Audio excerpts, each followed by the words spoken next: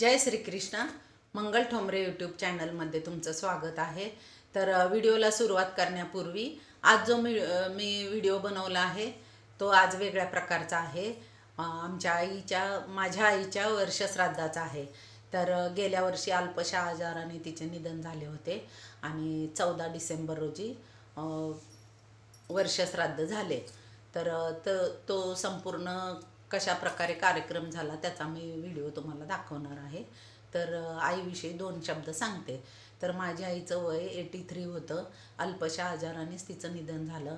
आम्ही तसे 4 बहीण भावंड आणि आई माझी फारच धार्मिक होती आणि तिचे संस्कार एवढे म्हणजे धार्मिकतेचे होते की ते सगळ्यांवरती आमचे तसेच झालेले आहेत।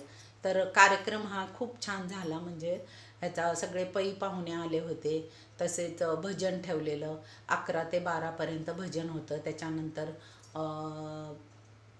पुष्पवृष्टी करून नंतर आरती केली आणि जे पण धार्मिक कार्य असतात ते सगळे ब्राह्मणांच्या हस्ते केले आणि आम्ही बहीण भावंड चौघेही होतो। तसेच पाहुणे पण आलेले होते।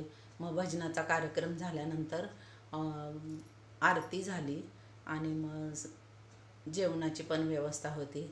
सगळे जेवण वगैरे करून गेले आणि पाहुण्यांमध्ये सगळे पाहुणे त्यांचे आठवण काढत होते। खूपच स्वभाव चांगला होता आणि आईचे संस्कार तुमच्या खूपच चांगले होते। 2 मुलांना डॉक्टर केलेलं। आम्ही दोघी पण चांगल्या सुशिक्षित आहोत। आमची मुलं पण डॉक्टर इंजिनियर आहेत। तर अशी आमच्या आईने खूपच छान प्रकारे आमच्यावरती संस्कार केले। तसेच आयुष्यात भरपूर कष्ट केले आणि चांगल्या प्रकारे आमचा सांभाळ केला आणि आमच्यातून जाऊन आता 1 वर्ष झाले। तिची नेहमीच उणीव भासते आणि भासत राहणार। तर आई ही आईच असते शेवटी। आईची आठवण पदोपदी येते। तर अशा प्रकारे हे मी तुम्हाला 2 शब्द सांगितले माझ्या आईविषयी। तर आता हा संपूर्ण व्हिडिओ तुम्ही पहा।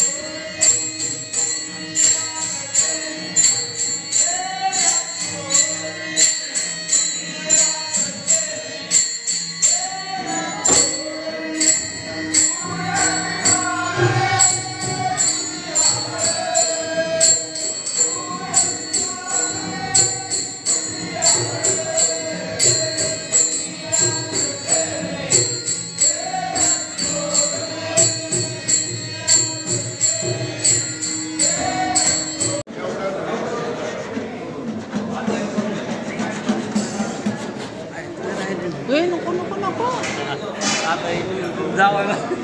तर इकडे सगळ्यांच्या आता गप्पा वगैरे चालू आहेत। सगळे पाहुणे दर्शन घेत आहेत। छान फोटोला डेकोरेशन क्लब हाऊसमध्येच कार्यक्रम केला।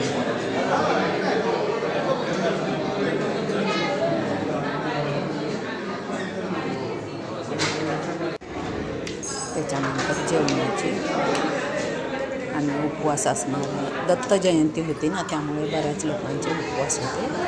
त्यामुळे खिचडीची पण सोय केली होती।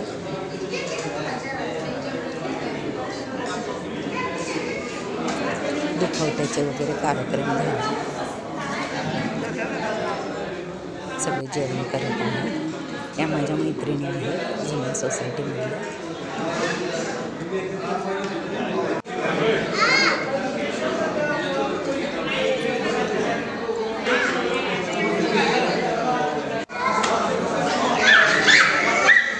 सगळे जेवण वगैरे झाले, गप्पा मारत बसले. आईच्या आठवणी सगळे गुंग झाले. प्रत्येकजण आपापल्या आठवणी आईविषयी सांगत होते, कशा बोलायच्या, कसे त्यांचे विचार असायचे.